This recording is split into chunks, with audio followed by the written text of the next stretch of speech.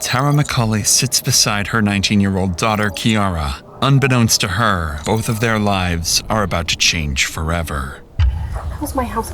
Crime scene. There's a deceased person in your garage. That's why it's a crime scene. There's a body in there? Yes. Stand up for me. Kiara is a deranged teenage killer. She just brutally killed her ex-girlfriend with a 3-foot-long sword. The body lies in her mother's home just feet away. But this discovery of a body would be just the start. The investigation that followed would reveal a vile teenage couple whose actions left officers, family members, and detectives in utter shock as their horrifying crimes slowly began coming to light. I don't have all the information right now. You can see like slashed on her knee. She's missing a ear. And then there's a big ass sword, and then there's blood stains all over the bed. I walked into the garage. She goes, "Oh, I just did it." Walk this way. What the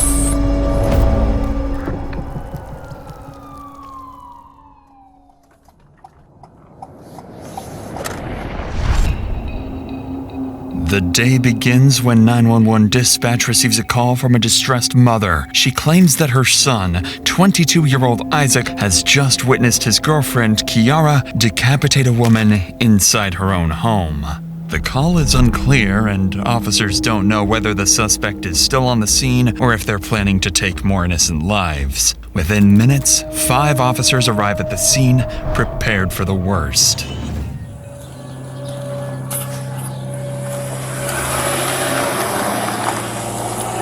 Someone on the backside, on the alley. Somewhere down here, 5941.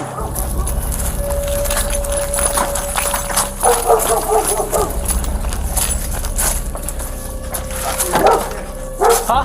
People walked in. Who? Kick it in. Let's put on the door. Kick the door. I got you covered. Police department, let me see your hands! Back up! Back up! What's going on? Who called? So someone was getting killed in here. We're being told that the girlfriend's in the garage. That's where she Where's the garage? apparently killed the other 41. Officers get intel that the body is inside the home's garage, directly behind them. One team will clear the primary house, while the other prepares to make entry into the garage. Without any detailed information, the officers have to proceed with extreme caution. Police department! Think it goes around, maybe? Think it goes around.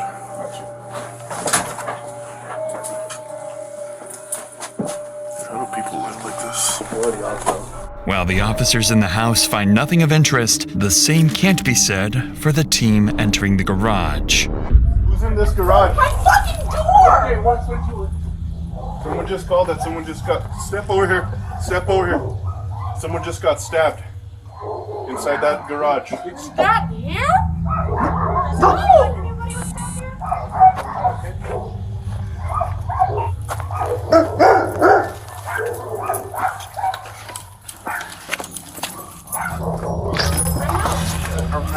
Yeah, we got one down, Santa Fe. What? Go back inside. Go back inside. I'm not gonna tell you again. Go back inside. Detain him, detain him. What are you talking about? Santa Fe police, anyone inside? Watch that. Yeah, I can't. Got one down. I can't. Where is he? He's right here by the door. Open that back door. The garage. Can you open the garage from that side? No, it's broken. It's been broken for 10 years. Inside the garage, officers find 21-year-old Grace Jennings dead. She has a deep laceration across her neck and several slashes across her body. Tara McCauley appears completely clueless about what's happening. However, the same can't be said for her daughter Kiara. While officers continue searching the garage, body cam footage captures 19-year-old Kiara frantically explaining to her mother what happened. We have Isaac on the phone. Want to know if you guys need him? I guess he's the boyfriend. Where's he at? I got really pissed off, of course. But why would she be here if he invited her last night? Let me. So I was angry. she stayed the night Yeah. in my house? Yeah, and I'm pissed about it. Grace is not allowed here. She knows that. Who's Isaac's girlfriend? She is. You're Isaac's girlfriend? Yes. Okay. What are you to Isaac? Well, I'm kind of mother-in-law to be. This is your daughter? Yes, this is my daughter. Step out with me real quick. What's your name? Kiara? Grace Jennings is the ex-girlfriend of Kiara. After a violent breakup years prior, she was banned from the property permanently. According to Kiara, her current boyfriend, 22-year-old Isaac, had invited Grace to sleep over the previous night, all without Kiara's permission. She claims this pissed her off, revealing a small glimpse as to what happened on this twisted Thursday morning. Do me a favor. This is his girlfriend. Try for real quick. Oh, can I get some shoes on or something? Not right now. We detain at this point, okay? Did you guys have a fight or something? Is there anybody else? Can she sit down so I can put her shoes on her feet? Who else? Is there a female that lives in here? Her and Isaac. Negative, sir. Sorry. Negative. And Isaac went for a walk? Yeah. So he was going for a walk in the shower. But they were gonna go on a walk. Isaac, in fact, did not go for a walk. Instead, he frantically ran to a friend's workplace after finding Grace's decapitated body, with Kiara reportedly giggling beside it. Clearly, something is very wrong. Worst of all, Kiara's mother, Tara, hasn't even realized there's a dead body in the garage, or that her own daughter is responsible.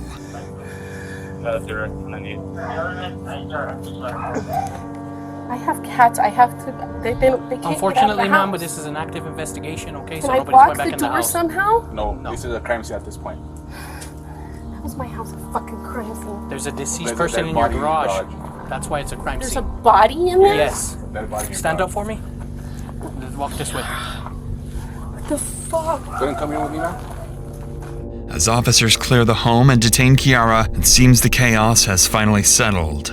Or so they think. Because just seconds later, Grace's mother arrives on the scene, completely unaware of what has just happened to her daughter. Hello, I'm Sergeant Rodriguez. So we still have an active investigation here. I don't have a lot of the details. Is she okay? Who? Grace! Is she breathing? Living? Is she okay? I'm not sure of that. I don't have all the information right now. We're trying to gather all the information, ma'am. So, like the Sarge said, if you could go back with us to the police department, and then we can give you a little bit more information from there. Who's Gray? Do you have an idea of Gray, or do you have a photo of Gray or anything? Grace. Of Grace? Grace, I'm sorry. Officers continue to comfort Grace's mother. They refrain from revealing Grace was deceased, something they'd have to explain later on. Across town, another team of officers begins searching for Kiara's boyfriend, Isaac, the only witness to the murder and a key figure in solving the case. During the 911 call, Isaac's mother told dispatch where he was, a tech store close to Kiara's house. Using that information, officers quickly tracked him down. Alright, stay right here. Let me look around real quick. For now, officers assume Isaac is simply an innocent bystander to Kiara's brutality. However, this will soon change. Yeah, there he is. He's coming out. Is that Isaac? Did you call us, bro? Here, come over here. You're good. Come here. You don't have any knives, any weapons on you? No. No? Just put it down for now. Just put it down. You're not in trouble, bro. Gotta make sure you don't have any weapons, okay? Here, put your hands up right here. For now, bro, just because it looks like your girlfriend or whoever's in there is really injured. So for now, we're gonna put you under detention, okay, until we can figure this out. You're not under arrest. And who's in the garage? Who lives with you in the garage? Your girlfriend? Kiara McCulley. Okay. So can you tell me, how did this call transpire? How did you call us? I walked into the garage, and when I walked into the garage, she goes, "Oh, I just did it." And I'm like, And who was this? Kiara McCulley. She told you that? Very calmly and everything, blood on her hands, and Okay. Officers have no reason to suspect Isaac of the murder. He remains cordial and provides them with a chilling account of Kiara's behavior after the murder. But his demeanor starts to take a drastic turn as he's placed in the back of a patrol vehicle. What was your name? Isaac Apodaca. Isaac Apodaca. Do you need to get checked out by meds, man? No? Okay. You want the air or anything? Are you hot, cold? Got this. We'll roll down the window. We'll give you a minute, all right?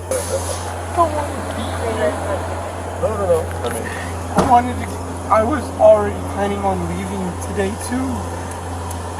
I have all my stuff packed up and I wanted to go to my mom and dad's because I'm not in a good mental space. To the untrained eye, Isaac's emotions might seem like shock from what he just witnessed. This is simply not the case, because Isaac was far more involved in the murder than he's letting on, and he knows it's only a matter of time before investigators start to catch on.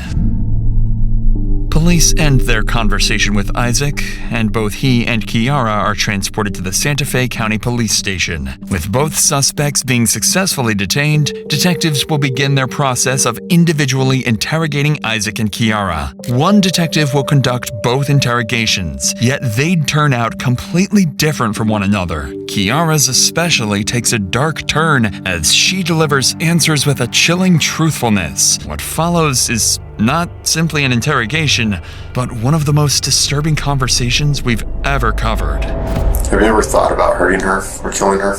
I've had a couple dreams like that. And how would you kill her? Depending on the dream.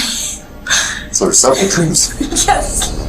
But before the interrogations begin, the detective in charge will go to the crime scene looking to gather information from the primary officers. The detective assigned to this case is Javier Vigil of the Santa Fe Police Department. Javier is an experienced detective who, as of 2025, has been promoted to SWAT commander for SFPD. His objective at the scene is clear: to gather as much information as possible, as quickly as possible. He's focused on identifying the primary suspects and determining any potential motives. Every detail will be critical in shaping the narrative he'll use during interrogation, and ultimately, in securing a confession. What he doesn't realize yet is that his investigation will prove far more revealing than anyone anticipated. You got here first? I got here first, but we all kind of walked in at the same time. I come here, and from here, you have a straight shot. So I see her, blonde girl, black t-shirt, run inside. So I call contact, I close the door, open it, no one's answering, so we break the door down, and they're like, oh shit. The suspect's boyfriend is the one that called it. No, it's a 41 that called it in. A third party, 1041 called in. The guy's mom. And mom's like, I have no idea what happened. This one's acting a little like weird, not saying anything. So we find the container, cool. They go inside the garage and find the body. You see like slashed on her knee. She's missing a ear. Okay. And then there's a big ass sword right as you walk into to the right on the dresser, and then there's blood stains all over the bed. Okay. Did we knock at the next door neighbors, see if anyone heard anything? Let's cross that off the list, so that's done. See if we get anyone that heard anything, and then we can take everyone back. We'll knock out our interviews, get our paper, come do our search, and then we can let go of the scene. Detective Vigil and his team go on to get further information from neighbors. This, alongside the primary officer's account, gives him a solid report to go off of. Kiara, Isaac, and the victim, Grace, had all individually dated each other at different periods. Grace and Kiara had a toxic relationship and quickly turned into enemies after their breakup. Isaac had also previously dated Grace, but had a dramatic breakup after just days of being together. Isaac was 20 and Grace was just 16 during their relationship. During Isaac's ride to the station, he explained to officers that he had invited Grace to Kiara's house because she had no place to stay for the night. Lastly, Vigil was informed that just a day earlier, Isaac had been charged with domestic battery against Kiara. The specifics were unclear, but these suspicious details would leave Vigil on high alert going into his interrogations. But before we continue, it's worth noting that covering stories like this, you realize just how much people are forced to carry. Fear, trauma, even the day-to-day burden of surviving. And sometimes that weight shows up in other ways too, like debt. Do you feel crushed by debt? Those high-interest loans, that mountain of credit card debt, or even the overwhelming medical bills? All the debt that has been keeping you up at night could be gone quicker than you think. Imagine being debt-free, not in 10 years, but in as little as just 2 years. Think about that relief. You can finally feel free. PDS Debt are experts at making this happen. They know precisely how to negotiate with the companies you owe, strategically working to get you a resolution where you owe them significantly less and can be relieved of your debt. They listen to your unique situation to create a personalized plan that works, regardless of your credit score. There's no minimum required to see how they can help you. They tackle credit card debts, personal loans, collections, medical bills, finding the right solution to save you money and get you debt-free faster, putting you back in control. And their results speak for themselves. PDS Debt holds an A+ Better Business Bureau rating, boasts hundreds of 5-star reviews on Google and Trustpilot. That's because they've helped tens of thousands of people break free of debt. Stop living in debt. Get your free assessment and find the best option for you right now at pdsdebt.com/insanity. You're just 30 seconds away from starting to get out of debt. That's pdsdebt.com/insanity. With that said, let's get back to the investigation. Back at the station, Vigil begins his day with Isaac. This is no accident. By questioning him first, the detective hopes to build a foundation of incriminating details, ammunition for the real confrontation still to come. I have no reason to believe you to be a suspect right now or anything like that. We're gonna take the handcuffs off. Is that okay with you? Yes. Okay. Well, just because everything's kind of new and developing, and like I said, we don't really know fully what's going on. I do want to advise you of your constitutional rights before we talk at all. So, Detective Vigil wastes no time in assuring Isaac he's not a suspect. But that statement is a calculated lie. As we know, Isaac had been charged with domestic battery against Kiara, a violent pattern that Vigil was already aware of. Combined with earlier details, they had every reason to view him as a suspect. Still, their strategy was clear. Avoid confrontation, keep Isaac at ease, and let him talk. So the only thing I ask is for truthfulness. I'm going to be upfront with you. I'm going to be truthful with you. I just ask that you do the same to me in return, okay? Just tell me the truth and tell me everything that happened, all right? Okay. Because it's Lonnie McCauley's house, does she live there or does she live somewhere else? She lives there. Okay.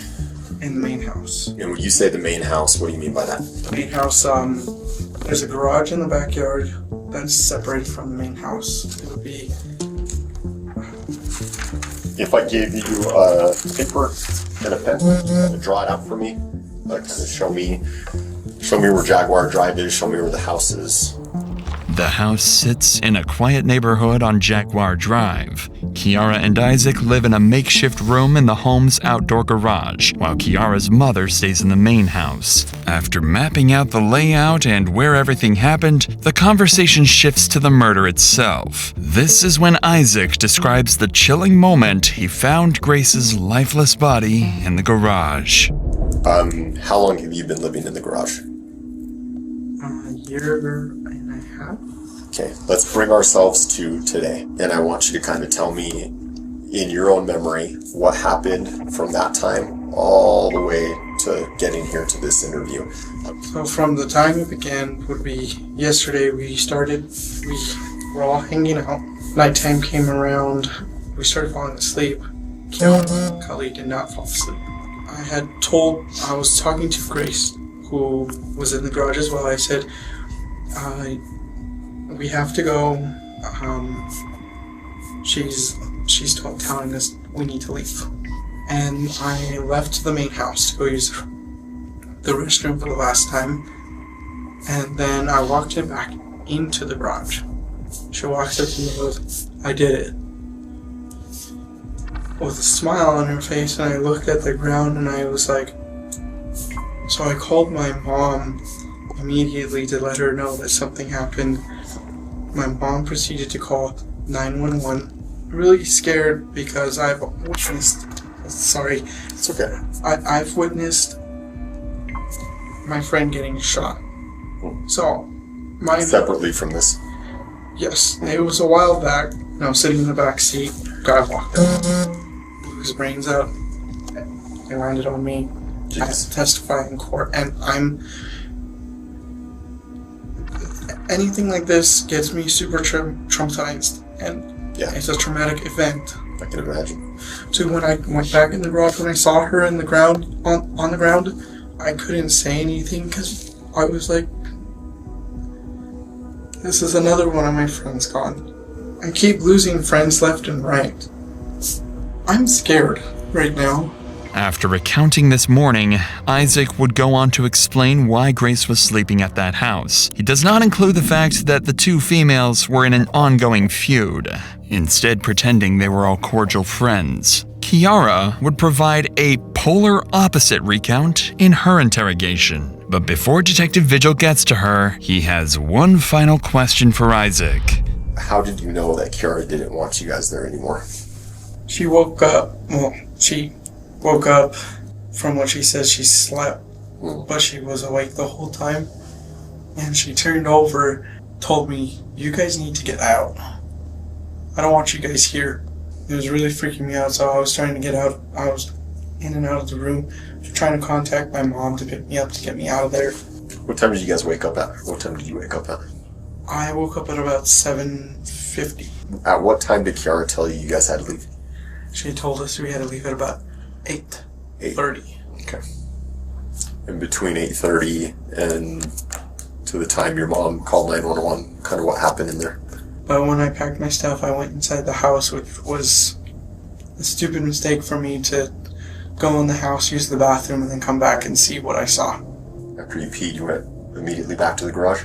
Yes. So around what time would you say that was at? 11:47. No, I think we got the call a little after 1:30. Yes. Kind of an hour and a half gap there. Was there a long period of time that you and Kiara were trying to figure out what was going to happen? There was a long period of time. It was when I was standing on the side of the garage. Tell me about that. I was hyperventilating, and I made the call to my mom. My mom made the call. I know I should have been the one to call. I feel like I'm going to pass out. Just take some deep breaths. I need a little break, if that's okay with you. I'll use the restroom real quick. Sound good? Sounds good. All right. Hey, thanks for your time, Isaac. We'll be back in a bit. Throughout his interview, Isaac worked hard to portray himself as a victim, bringing up his past, the friends he's lost, and how deeply this event has traumatized him. He likely believes he's convincing, that he's playing the role well, but what Isaac doesn't realize is how quickly things are about to turn against him. By the time officers come into Kiara's interrogation room to begin the interview, she's already been left alone for more than 3 hours. Plenty of time to think.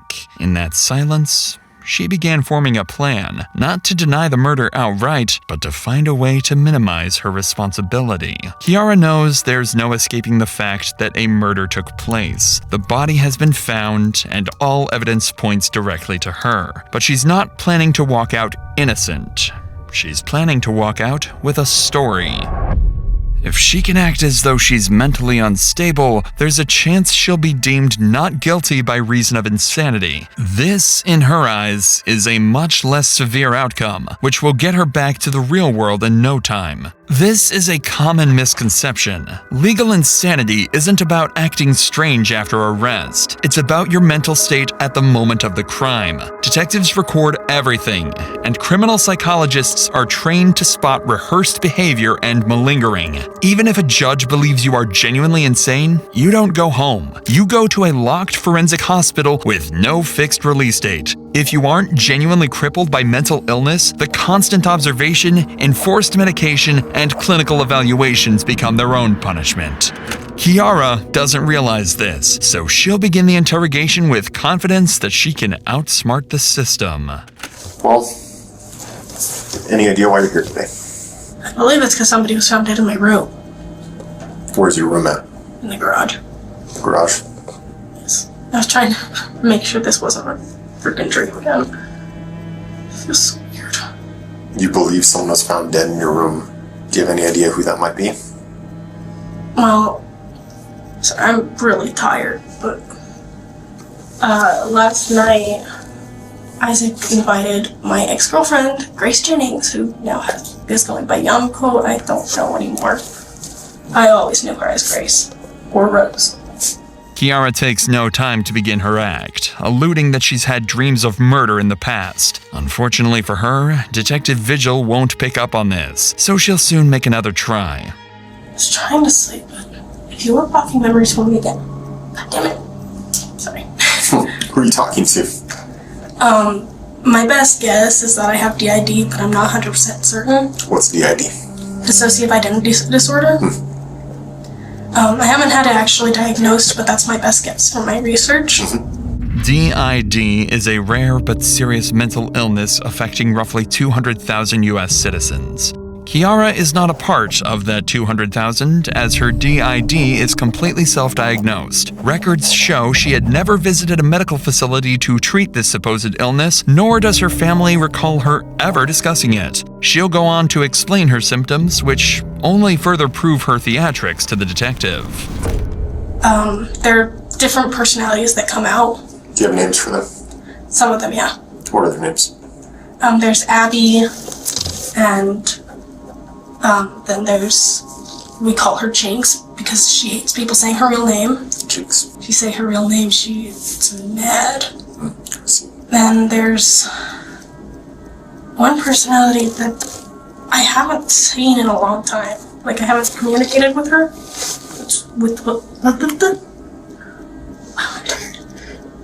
Her name was Jess. Any other personalities? There's the little version of me, which actually responds to my biological name. She responds to Kiara? Yeah. What do you mean by that little version? It's like a little kid before bad shit started happening. We reached out to a California-based psychiatric doctor to get his opinions on Kiara's illness. He explained that Kiara showed no evident changes in voice or personality switching during the interview, something that is extremely common with DID patients. Additionally, the descriptions of her different personalities were superficial and lacking in detail, mostly limited to generic labels rather than the rich and textured indistinctions that real DID patients involuntarily manifest. It makes sense why a professional would later deem her mentally fit to stand trial. What kind of bad stuff happened in your life? I've had a bad relationship with my mom. Reason why I never wanted to see Grace, but it pissed me off by bringing her to my house. Is she alive or dead? Grace? Yeah. You don't know? I'm not sure. What do you think? Well, I'm partially hopeful for her to be dead, but I'm also, like, confused. Why would you hope that she's dead? I'm still angry at her, but I also won't have hope that she'd be better, but it's like this frustrating emotion that I can't seem to pinpoint. Tell me about last night. What did you do last night? So, Isaac tells me that Grace is coming over. Without asking me if it's okay. Is it okay if she comes over? It's like, she's coming over. They start talking about phones and Marvel and stuff that I don't really understand as much. I started feeling frustrated because she wasn't listening to me at all. So she stayed in the garage? Yeah. And you slept in the garage, and so did Isaac? While she and Isaac were sleeping, I was just staring at the ceiling and trying to find a comfortable spot where I could actually fall asleep. Yeah. I woke up and sat up around 9 or 10. Woke Isaac up. Next thing I remember is going to go take a shower. You remember There's anything a else? chunk missing. I don't understand. I'm confused. So you have a whole chunk of memory missing? Yeah. But you remember the whole night clearly? I don't remember most of it. It's like a little foggy because I'm like obviously exhausted. Kiara's conveniently timed memory lapse during the hours of Grace's murder strongly suggests she's the one responsible. It almost feels deliberate, as if she's subtly acknowledging her guilt while using the moment to reinforce the idea of her mental instability. She won't come right out and confess, but she'll make it obvious it was her, as long as her supposed illness is in the same sentence. Detective Vigil knows this is nonsense, but instead of challenging her, he leans into it, encouraging her to elaborate and reveal even more inconsistencies. Unaware of this strategy, Kiara walks right into his trap. Tell me about these other personalities. What's Abby like? She's very protective. She takes control when I'm in a very dangerous situation and just says, okay, I'm here now. I am going to face this for you. Jinx is a troublemaker. Doesn't like people. So how does it work? So imagine you're in a house and there's this big TV with the PS4 or Xbox or whatever. So whoever's playing the game is in charge. Sometimes you can peek over and kind of see what's going on. Sometimes this personality decides, oh, I'm gonna go to this room that can't see the TV. Sometimes it feels like it's getting shut. While dissociative episodes are sometimes described using imagery of rooms or houses, her explanation sounds more like something taken from a movie than the words of someone truly experiencing psychological distress. Detective Vigil recognizes this, but sticks to his plan, keeping her talking, gradually letting Kiara back herself into a corner. So who's playing the game last night? I felt like I was in control for a little while, and then it just kept getting really foggy, like I was being thrown in a wall. Damn words. You in control, meaning Froggy, right? That's who we're talking to now, yes. Froggy. Okay. But before that, you remember everything? More or less. I'm just like, felt a lot of anger. More so than Jinx has ever had, or Abby's ever had. And I don't remember Jess being like that, but she was also the one who was out more when she was with Grace. Kiara says her personality, Jess, had been out while with Grace. However, just minutes ago, she stated she hadn't seen Jess come out in years. Then there's one personality that I haven't seen in a long time. Her name was Jess. Unfortunately for Kiara, in the interrogation room, you can only lie for so long before things start to crumble. You said something interesting earlier. You said, you asked about Grace. You asked if she was okay, and you said that part of you would be okay if she was dead, right? Yeah. Have you ever thought about hurting her or killing her? I've had a couple dreams like that. You had a couple dreams like that? Yeah. How'd those dreams go? They were mostly right after we broke up. And then sometimes I would kill her, sometimes I would torture her, sometimes it was just me screaming at her. And how would you kill her? Depending on the dream. So there's several dreams? Yes. How many? I've had like a bunch of murder dreams, if you could call that. So there's an organization that Isaac is in charge of. I probably shouldn't be saying this to a cat. Well, it's called Ghost. They're like an underground version of cops in a way, but a little more intense and deadly. Kiara's explanation of her disturbing dreams shine light on a core variable in her and Isaac's crimes: their idolization of violence. We've had to cut the next small portion of the interrogation out because Kiara discusses detailed dreams so grim they unfortunately wouldn't be allowed on YouTube. This chilling theme can be seen across Kiara's various social media profiles, all of which are still public to this day. Her constant posts showcase a fascination for horror. Even just a day before Grace's murder, Kiara would post several demonic videos to her TikTok.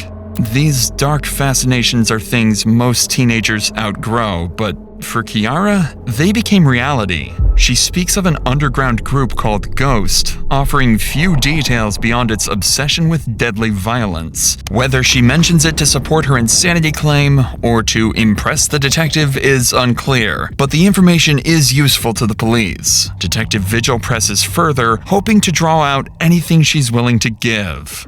I get rid of people who are in charge of trafficking, in charge of anything that has to deal with hurting kids. He kept trying to tell me, just do it and you're gonna just kill her. Then you'll get ranked up. He had me join. And I'm like, I don't know what the fuck's going on, and I kept hesitating. It's like, What's that thing there? it's honestly, I'm very confused because he hasn't told me jack shit. He just gave this to me. It's like, you're a part of it. I'm like, okay. Sounds like an initiation tattoo kind of. Yeah. Some ghosts, an underground society of people that are kind of their own version of cops and justice. They kind of kill bad people.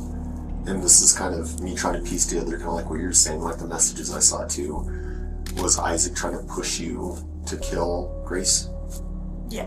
I had my dagger in my hand, and I kept going, and then just stopped. Like, I felt a little kid's hand hold me back. Like it was Kiara telling me, don't. The moment Detective Vigil gives Kiara the opportunity to blame Isaac for the murder, she takes it, bringing up details about Isaac's underground organization as well as his repeated pressure for her to kill Grace. And while Kiara has been caught in a web of lies up until this point, her remarks about Isaac would turn out to be nearly completely honest. Detective Vigil has achieved everything he could have wanted from this interrogation, so he decides to end things, leaving Kiara to spend the night in jail. His focus now is on Isaac, and trying to hone in on how implicated he actually was in this murder. So before returning from his break, Vigil and his partner would devise a plan. Police confiscated his phone while being detained earlier that day. Traditionally, to gain access to the phone involves a multi-month process involving warrants and various subpoenas. However, if they can get Isaac to sign a consent form, they can gain access to his phone immediately and observe his reaction in real time as they read his messages. With this plan in mind, Detective Vigil, along with his partner, would return back to Isaac's interrogation room. Hey Isaac, so I have your cell phone. I know our cell phones are very important to us because we have pretty much all our personal information on them and everything. Given that there were kind of messages and stuff, and this is still an active investigation, there is reason to believe that there is potentially evidence on your phone. So one way or another, we are going to have to look at the data on the phone. And it's just a fancy form and a fancy way of saying that you're giving us permission to extract the data from your phone and only look at things pertaining to this case. Yeah, sign right there, please. And the phone password? There's no password.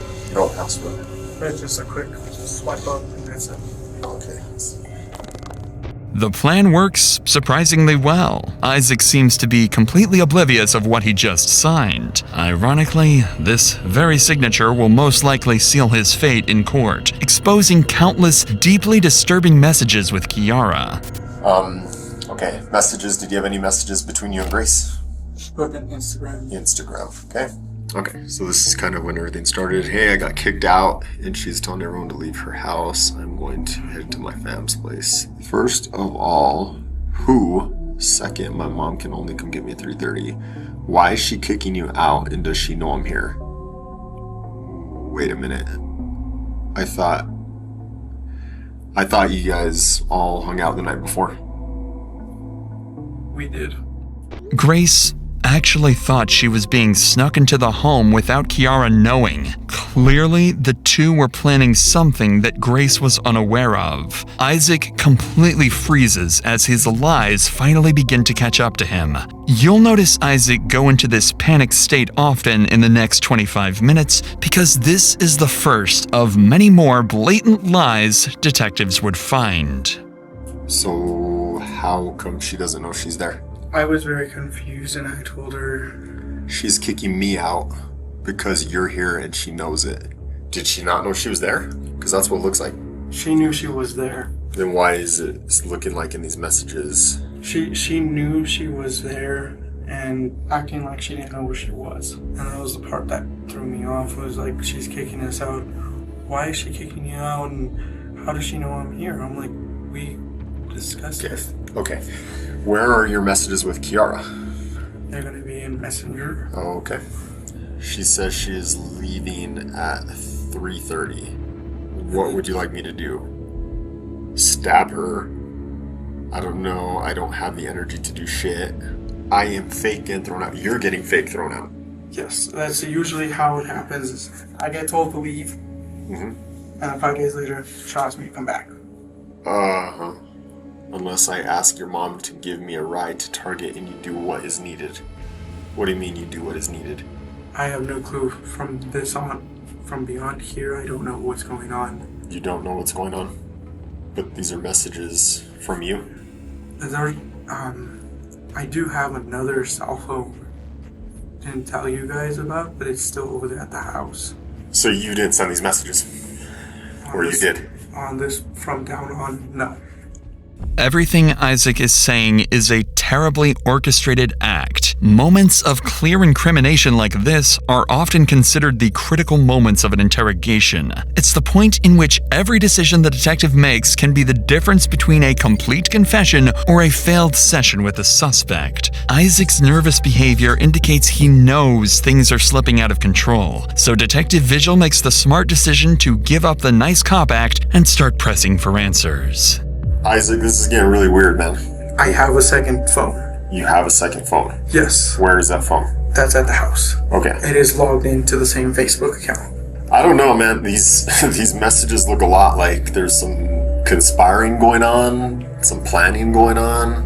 From that point where I was telling you from... Even before then, it sounds like you guys are planning something. You're fake getting thrown out and what?